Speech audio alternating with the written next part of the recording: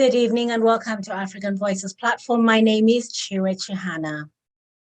Tonight's episode is from Sierra Leone, where there's a growing row between the government and traders. The Sierra Leone government is currently under intense criticism by consumers and traders alike after a decrease in the tax threshold from 350 million leones, that's about 35,000 United States dollars, to the equivalent of 100 million leones, which is about 8,400 US dollars. Fuel prices have also shot up by about 20% in the last 3 months, with the cost of living rising drastically.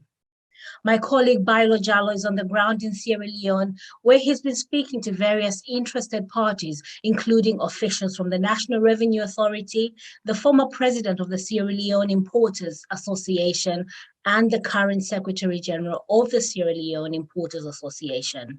Here's Baillor Jalloh with the report. Yes, the new tax system that NRA introduced, to me, it's actually not new.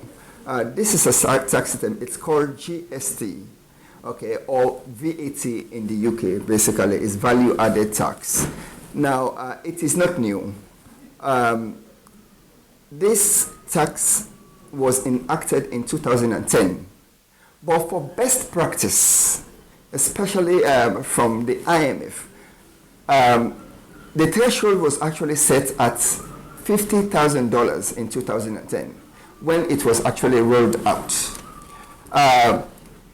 They've been distributing machines to people that actually meet this threshold for the last 10 years.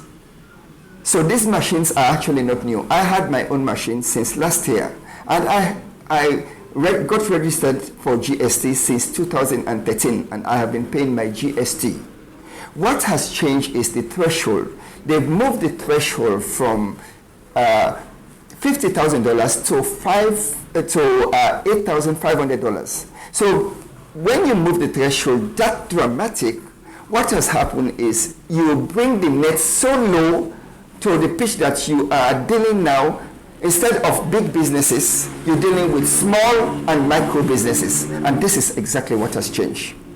So basically, if I understood you right, your concerns, if I'm not mistaken, it is the threshold that has been reduced from $50,000, according to you, to now $8,500.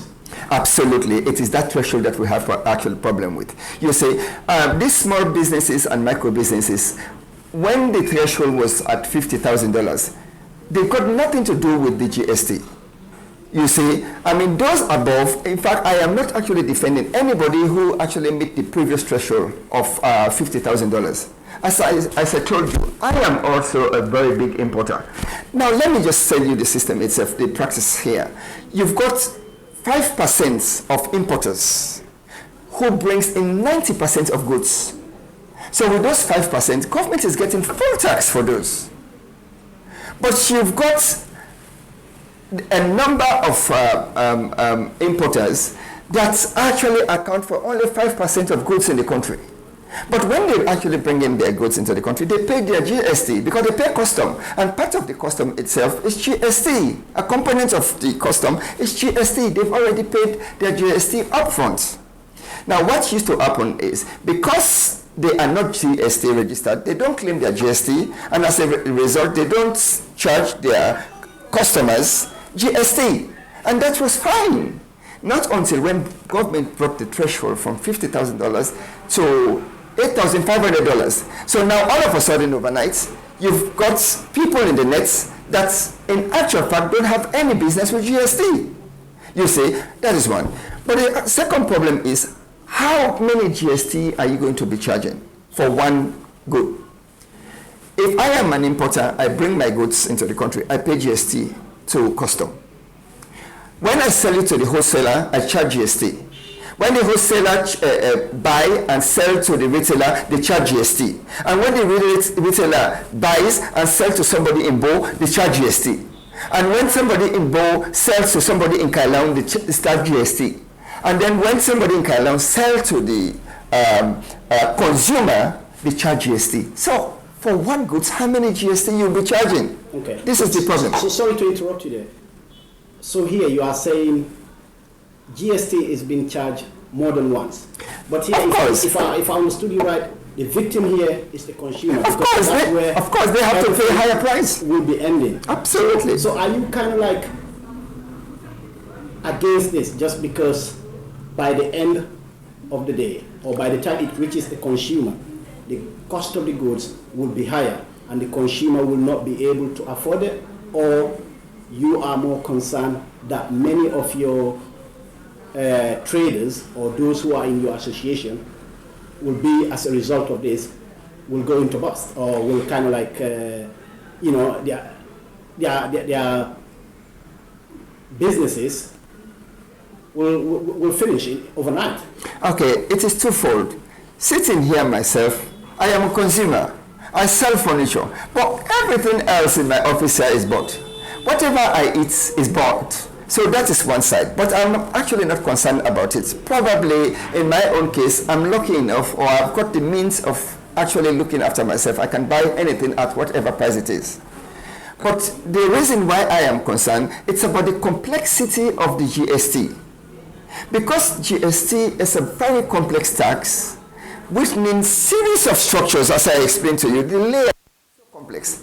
That is the reason why best practice states that you can only apply GST or get people that are registered for GST for people at the higher level of business itself, who are these big importers, you see.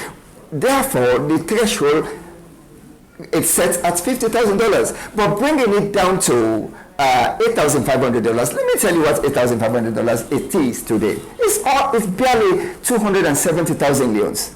So which means if you sell 3 of these, you are already, but legally, you are meant to be GST registered. Well, for example, this thing itself, if you sell 3 tins of this, you end up getting only 15,000 a day. I mean, think about the hassle of this particular cost seller going from 10 different shops, getting 10 different receipts, come and enter into the system, and when they sell, they charge the GST, and then they have to reconcile with government. It's just too complex for them to handle. And speaking of that complexity, has the government tried in any means to explain this properly so that people can understand it, or so that traders can understand how it works? And that is the irony. You know, for the big importers, yes, they did. I actually attended a seminar where they spoke about the GST, but that is when it was at the higher level, $50,000. When they were ready to roll it to these small businesses and micro businesses, no sensitization was done. The people don't even understand it. The machine itself is so complex. It's an electronics machine. It's electronics. For goodness sake, are you going to apply this machine in Kailaun? Are you going to take it to Matutuka, to Lunsar, where you don't have lights, you've got problem with signals, electricity and signals? This is the reason why best practice indicates that, you know what, apply it to people that have got the structures in place to actually implement or get registered for this particular machine, or get registered for GST. But for small businesses, micro businesses, and their margins are so small, they don't understand it. People are illiterate. You're dealing with illiterate people here in this country. I mean, nearly 40% of the business people cannot read or write, let alone implement this machine. And you, as the Secretary General of the Sierra Leone Importers Association, have you met with the government? And where have you been in terms of negotiation? What has been the routes that you've been taking? Because from my understanding, even last week, there were strikes, 2 days of strike where some shops didn't even open. That is so true. You see, when they started rolling the machine out, they did not, there was no sensitization to the new set of businesses that they actually want them to take this machine, you see. So there was discomfort, there was frustration and anger. So our membership actually called that we should have an emergency meeting. We did. We have the emergency meeting, and I wrote to NRA myself that we want a dialogue so that we can actually talk about the machine. To their credit, they accepted. They actually came. At City Hall, we have over 1,000 of our membership. I stood there and articulated all the issues, the problems, the constraints about this machine, and about the new threshold. Now, let me state it here clearly. This law is a bad law. the law itself to bring the threshold down from $50,000 to $8,500 is a bad law. And, I'm not now trying to defend government here. Yes. But the government will argue everybody in this country should pay tax. That's fine. Be you being earning $8,000 or $50,000. I have no qualms and no problem with it. All these small importers, when they were importing their goods, they pay their custom at the key. They pay GST already. You understand? When they pay their GST, they are not claiming. So when they sell, VAT. Yes, in the UK. Yes. In the UK, you buy, you pay. That's you correct. Sell, you pay. Well, that's what the Sierra Leone government is trying to introduce. You know East Street. If you go to East Street, no, you got flat rates basically. That is one. In UK, it's a developed economy. I started my business in UK. When I actually took a loan from Barclays Bank, my percentage was only 3%. Here it's 19%. 19%, and they call it discounted. If you go to microcredit, these people that you're targeting today, they're paying 36%. Wow. 36%. And their margins are between 0 and 6%. Margin on sales. This is the reason why these people are so poor. If you catch these small fishes and eat them now, how are you going to allow them to grow?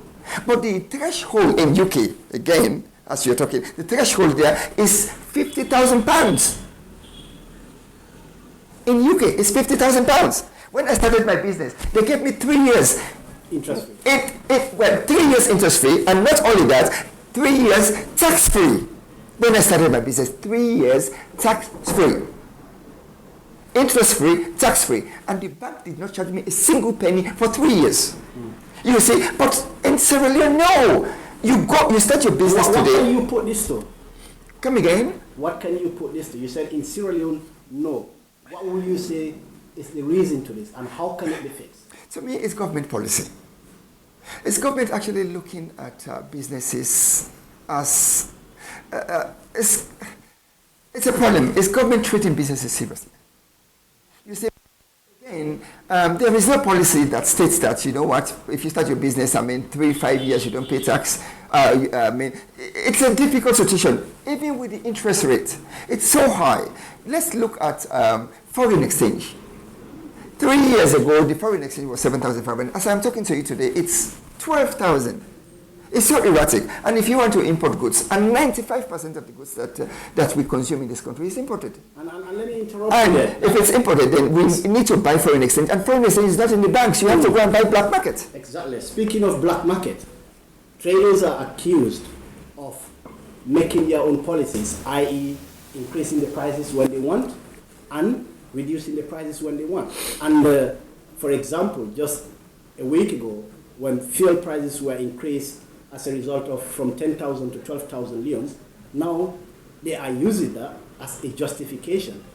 Even a tomato seller in the market, as soon as you talk, they tell you, oh, fuel prices have gone up. So everyone is increasing their own prices, making their own policies. Why? I'm happy that you actually mentioned that fuel prices have gone up. By how much? 20%. 20% it went up, okay? I just told you about foreign exchange. You don't have foreign exchange in the bank, so you go to bank rates, and then you have to go to the black market to buy foreign exchange. Freights have trebled. Freights have trebled. A year and a half ago, I brought in 20-foot container. I paid $1,800. Now, as I'm talking to you, it's $11,000. So who is actually paying for that? 40. Argue probably COVID. Well, then that's fine. So then contend with the increase in prices. We are a private sector. We are not Oxfam. We're not charity. Let me tell you this one. The Sierra Leone Importers Association, as a bulk, we are the largest taxpayer in the country. If we go bankrupt today... But you are the rich. You should be the ones that... If we go bankrupt today, governments will have not a single penny to fund all these flagship programs. So it is in the interest of governments to keep us alive. The threshold is to widen the tax base.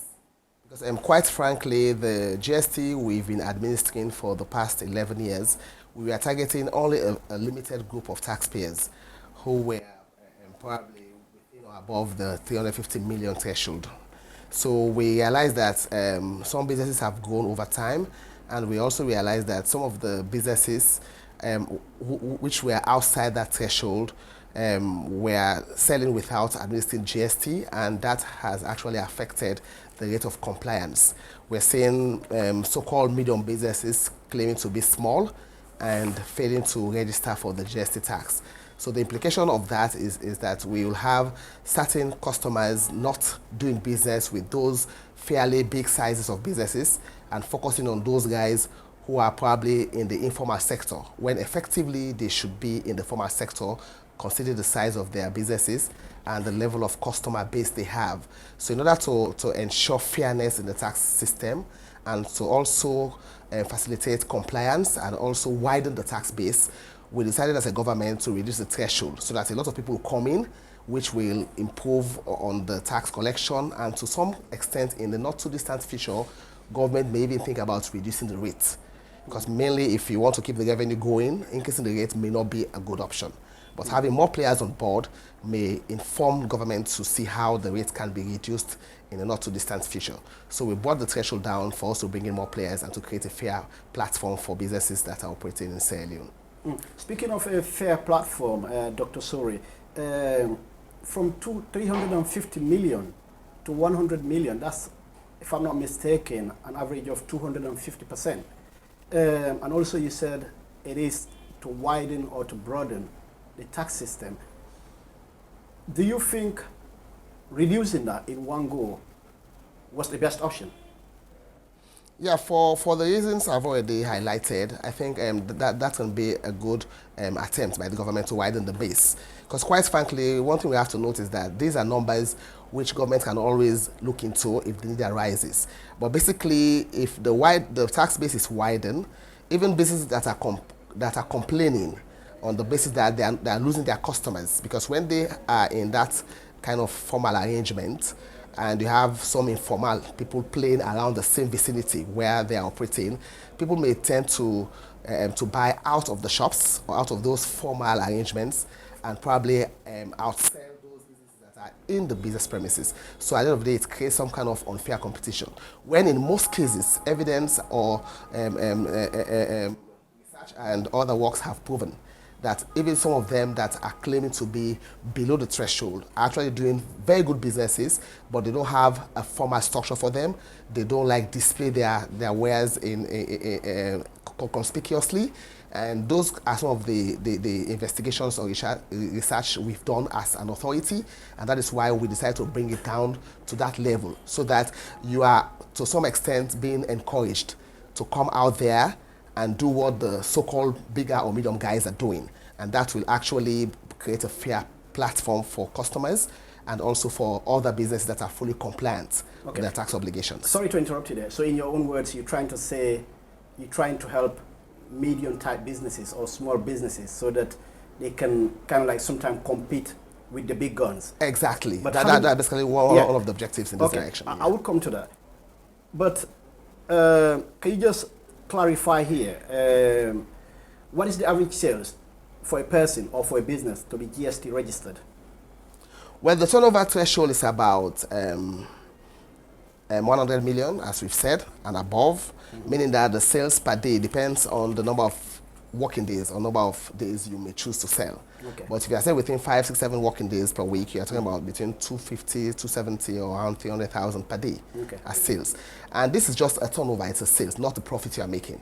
It is people that come to you to buy on a daily basis. Once you hit that threshold on a daily basis, putting that together monthly will give you that average which we are looking forward to. So let's put this into reality. How many times will a business or a person be paying this GST? For example, let's say a product of any kind comes to the seaport and an importer pays for it, and that importer takes it to the wholesaler, and that wholesaler as well pays for that GST, or the wholesaler as well take it to their own store or to their own shop. Will the retailer as well, buying from that shop owner or the wholesaler, taking it to the village of places like Kailahun, Buyedu, Kwendu, you name it, where will it end? It ends to the final consumer, whoever buys the commodity and consumes it or consumes the service, that's where the GST channel ends. Okay. So as a result, will that result into prices going up? Well, not necessarily. The reason being that whoever that is in the distribution chain, we call it distribution, channel of distribution, there is a value addition. Let's say from the port of unloading these commodities, taking it to the wholesaler's warehouse, to the medium guy, or whatever, retailer and final consumer, the goods are moved towards the customer. A value is being added. Yeah. At every stage, there is an increased level of activity which somebody does for it to get to the final consumer.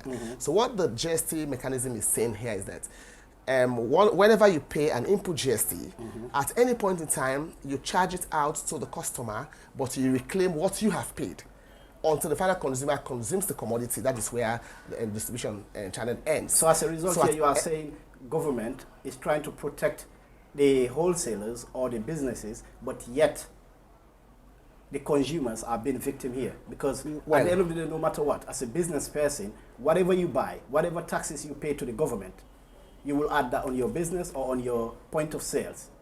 And the margin, when it adds up, that's what you're going to add up to the business or to the product that you are selling. So that, as a result, will mean higher prices. But you are telling me that there will not be higher prices. Well, it depends, because we're talking about a tax system which has been there for 11 years. Yeah, but at the time when it was 350, now it is affecting businesses that are under $8,500. At the time of 350 million, it was affecting importers. But now that's going to even affect the middleman in the market, or the even layman in the market, who is like, let's say a person, according to my research yesterday, in terms of this, if a person is to sell the equivalent of 270,000 leones, you'll be paying GST. And 270,000 leones, with all due respect, sir, in Sierra Leone, you know that's nothing. Well, let me correct you in the first place. Even when the threshold was 350 million per annum, it wasn't only affecting importers. It was affecting everybody that is in the distribution chain who is able to make a turnover of 250 million. But so it was most of the more of the businesses, that the big ones. It also depends on probably the type of commodity you are trading in, probably your location, and who are your target customer group. Putting all of this together, you may have some reason in what you're saying. But since we started this tax, definitely it was affecting turnover. It wasn't targeting a specific type of people, except if you are dealing in a supply that is not GST chargeable. Then you are not part of the target group. So what we're now saying here is, be you an importer, be you an exporter, be you a wholesaler, be you a retailer, as long as you are dealing in a chargeable supply, goods that are GST chargeable, and you have a turnover of that threshold of 350 at the time, now 100 million, you are supposed to register. It's a compulsory registration in the channel of distribution. So what we're saying now, the cost of GST is being transferred to the final consumer, meaning that whoever sells the commodity, as long as you're not the final consumer, you don't carry the burden of the tax. You always get relief of what you have paid earlier. And mind you, the selling price of a commodity is the cost price plus the selling price, plus the profits, and the GST charged. So it does not affect your margin, because you've already got a selling price which you are selling the commodity on, but which increases your profit. My point here is, you are saying you are helping businesses, which I understand is fine. Yeah. But at the end of the day, if you are protecting businesses, whatever the cost is, because be it an increase, if government increases taxes, or like the threshold here, that goes to the final consumer. It's either the more you pay, the more that will affect to the final end. So why on earth will you like, or will you want, at this time of the world, economic crisis, pandemic, at a time when Sierra Leone is in a very fragile situation? When I say fragile situation, I mean things are tough for the layman out there, to introduce this kind of a policy. Well, what we're now saying is that even during period of pandemic, period of economic stress, or whatever you may want to call them, the state has to function. And another thing you have to note here is that this is a global pandemic. Even some of the external sources of finance which governments used to have are no longer coming, because people also have their own domestic issues they're handling. People also have issues that are not within their control out there, which they're also trying to manage. So what they used to give us as a government obviously has reduced significantly. In fact, we are even having delay, even for those that have committed themselves to giving us some resources to finance the budget directly. We'll see situations whereby those monies will hardly come or do never come, in fact. And government has to finance its activities. Government needs to look at source of revenues domestically. That is why we're saying we have to bring more players on board. We share the burden of the tax. Okay. We share the impact of the tax amongst the business community, such that not a single set of people will complain that they've been unduly taxed. Okay. So that is why we have widened it by bringing in more players. Probably going forward, government may reconsider the issue of probably reducing the rates, which will also increase our welfare. Okay. So to say that there is a pandemic, there is a difficulty, definitely life has to go on. Imagine a situation where government doesn't have money to pay salaries of the security people, or doesn't have money to pay school fees for our kids. What do you think will happen? There will be an uprise. And nobody will understand that government, because we don't want to widen the tax base, that is why government hasn't got the money. We have to make sure we think proactively. That is why we are gradually rolling it down. But don't you think as well, if you introduce something that is unpopular, there will be an uprise, as you are saying as well? Well, I may not want to subscribe to the fact that it is unpopular, so to say, in the strict sense.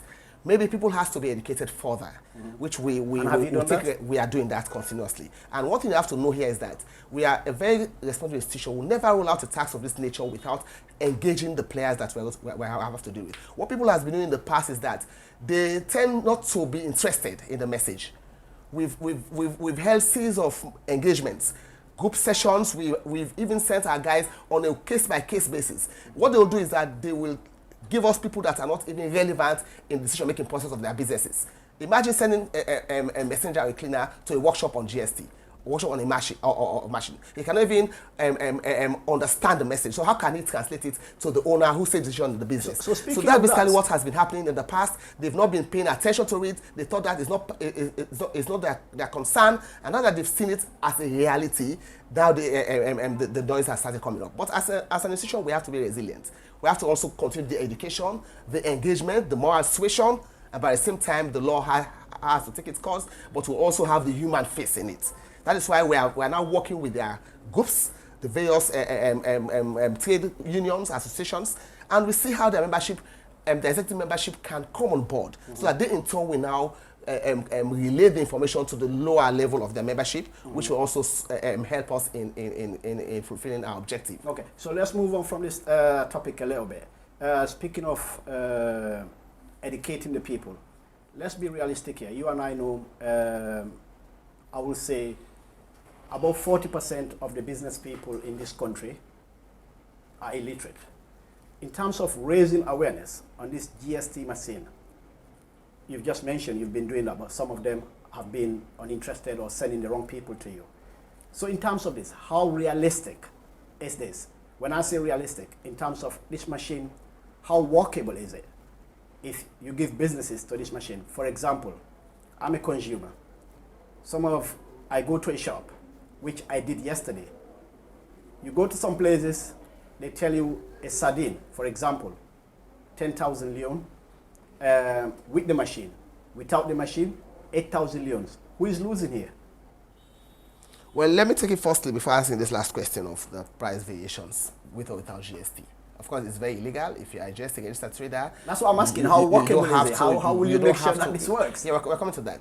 You don't have to ask with or without GST. As long as you've registered for GST, you've met the threshold, it's compulsory for you to charge GST. Assuming everybody charges GST who's a registered trader. So the question of even asking with or without GST will not even exist, because everybody does the same thing and people are on an equal playing ground. That is what we're trying to enhance. That is why we have reduced the threshold. So we have more people coming on board, so we don't have a situation where you go to shop A, it doesn't administer the tax, shop B does administers it, which will bring about unfair competition. So that one will naturally zero out the effect. So I'm coming out to the education. To make sure it's working? Definitely I'm coming out. Talking about 60% being illiterate, they don't understand the theories around the whole thing, technicalities and so on. You know what we did as NRA?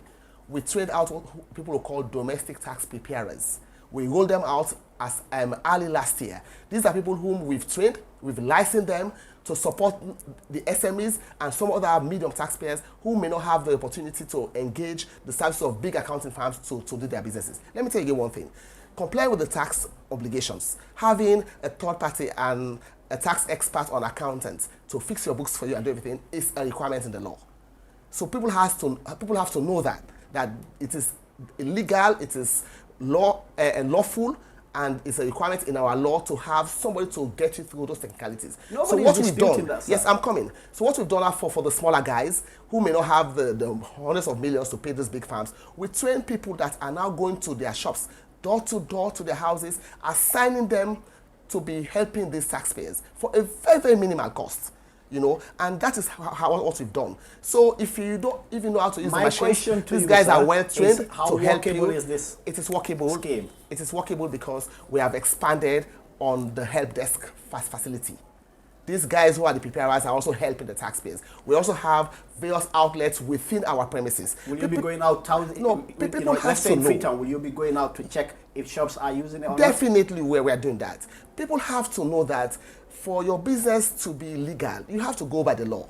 And if the law is requiring A and you want to do B, definitely you are doing an illegal business. And there are a lot of penalty provisions in the law which we may not even just want to invoke like that. So we are using the chaos approach, getting people to be educated, getting these agents to go and fill the gaps where we've not gone, and also having our guys to educate people on a case-by-case basis. We have even set up a help desk facility in almost all our offices. We have taxpayer services units. We have easy guide to compliance. It is in the website, it's in on the radio, in our WhatsApp groups, on Facebook, everywhere you go, these things are there. People have to make the effort to get themselves educated about the tax system. Mind you, if we want to be economically independent as a nation, we have to do our own bit. And we have to create time to understand how the system works, how the tax system works, so that you do a legal business, so that you support the government. From the meager income you are making, a part of it is an obligation on your part to give to government, apart from even the GST, profit tax also in this case. So the issue about education can be symbiotic from both ends. We reach out to you, you should also be ready to absorb the information and ready to ask questions and go the extra mile to do something legal that will protect your business. Because we don't want to see businesses close down. If business close down, government will erode the tax base by encouraging that kind of thing to happen. So basically what we're now saying to the business community, let us have these people on board, come to the NRA, we have the desk all over the place. The preparers are there, they work by foot, they use Okadas or whatever to meet these businesses. But many times when they go to the premises, they don't even encourage them in. They are not just interested. And one thing people have to know, what we gathered from even the field verifications we did, myself and the Commissioner General, the foreign business people are very, very compliant. We see them with the machines. It's so unbelievable. Why should you allow foreigners to comply with your laws? And you are the guys who have enacted the law through your honorables in the parliament, and you want to support the government. People you have voted for in power have enacted these laws, which people are representing us. So why do you want to turn around and say we don't want to abide by it when we've already given the responsibility to these people to represent us in the governance process? So we have to own our destiny as Sierra Leoneans. We have to support whatever government is to get the revenues. Nobody has ever told me that they don't want to abide by the law. Yeah. Nobody has ever said that. That was a question brought to you in general terms.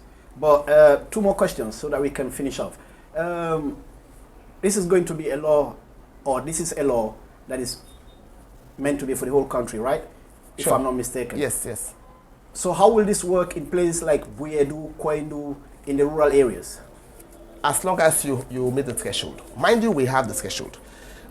We have the micro businesses which are not in the tax net. We have the small businesses which are not GST chargeable businesses.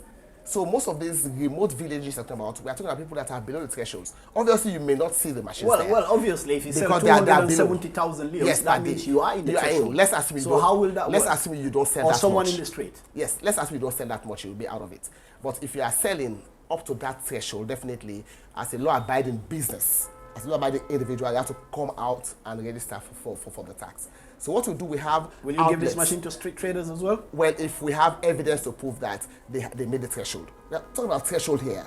270,000 yuan is the threshold for a day. Definitely. So if we are able to assure ourselves, scientifically proven and evidence-based, that you have that threshold, obviously. We've gone to places where people have the POS machines. In some of the countries within Africa, Even you're a peddler, you're a hawker for instance. People have these POS machines. When they buy, they put it in. There are some countries in Africa that have tried it and it didn't work. And Yes, and but we are not going to capitalize on the failure of other people. But we learn from others' mistakes, so we that's don't follow those that's mistakes. What we did.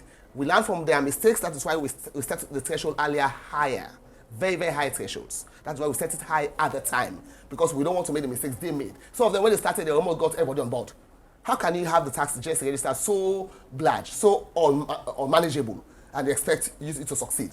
So what we did at a start, we set it very high, so we have a manageable number, and now that the tax has got its grip on the ground, we now decided to bring more players on board so that the net become wider and the yield will become higher and the compliance body will not be on few selected people. So we will now share it. Wider, don't you think you risk in a not too distant so future, the yield to come between? down? Well, definitely risking so many fishes in between. It all depends on the tools we are using to manage these so-called fish, as you may see. If you use the most appropriate tools, that's why technology is now here. We don't have that manual thing any longer. You write it and you use discretion. Now we are saying, move away from the manual nature. Let's automate. Reduce your stress in writing books, in copying and pasting. Yeah, use IT to enhance your optic. Then people said they want to go back to the traditional method, and all of us know it's very, very costly in terms of what we lose as government, in terms of what they will incur to comply with the law. Okay. So the net is now wider, more players are coming, the risk has been spread, the coverage is now appreciable. So maybe going forward, government will say, a lot of people have come. The playing ground has been much more level than how it used to be. Let's just consider the rate. So that will also improve the on welfare, and people will also be happy with that. And from my understanding, you are currently in dialogue with the Sierra Leone Importers Association. Sure. Can you shed a light on that? Yeah, so what we did, we engaged them when they went on the strike. Of course, we believe in the dialogue, we believe in the CAOT approach. That's what we do. So we came to a point whereby they articulated all the issues of concern to them, and we got to a resolution. Firstly, we are setting up an independent monitoring team. Are you ready to have a U-turn on this? Sorry? Are you ready to have a U-turn on this policy? U-turn in what sense? In the policy. Well, we don't expect to have a U-turn, like turn away from it, is that what you mean? By U-turn? Well, by negotiating, maybe increasing the threshold a little bit. No, definitely we are open to negotiation, but one thing people have to know is that this is a matter of legality. You don't just change law over time. Changing law has a process, and we have to go through the process of changing the law. But we can always come up with an administrative understanding, and that is what we have done with them. We are going to set up this independent team. Us, NRA, Minister of Trade, Finance, and their representative, we go shop to shop, and we validate all by ourselves. We agree together. This man should have or should not. We take it. At times we may end up losing some of our holes. We don't mind, but at the end of the day, as long as all of us win, that's fine. So the team has been set up. It's about to go in operation. We have to have our TORs and everything. Then secondly, the issue of groupage, they brought up people importing in group. We have got also an administration agreement as to how that can be done.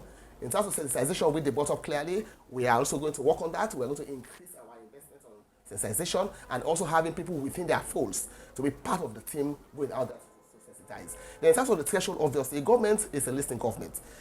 If that one has become an issue after the verification, we'll come back to the drawing board and advise government what needs to be done so that we keep everybody happy. But that one takes time. The next Finance Act will supplement in November of this year. So if government is going to consider a decision of amending the rate, or sorry, the threshold, definitely that will come into effect earliest by 1st January 2023. But as it is now, we are going to have some administrative arrangements which we have agreed on by all parties. Then definitely, once that is done, life will become comfortable for us whilst we look at the legality and see how we can also advise otherwise the government of Sierra Leone. And thank you so much for joining us. My name is Chiwechi. I was reporting to you from the London studios, and my colleague Baillor Jalloh has been reporting from Sierra Leone. Good night.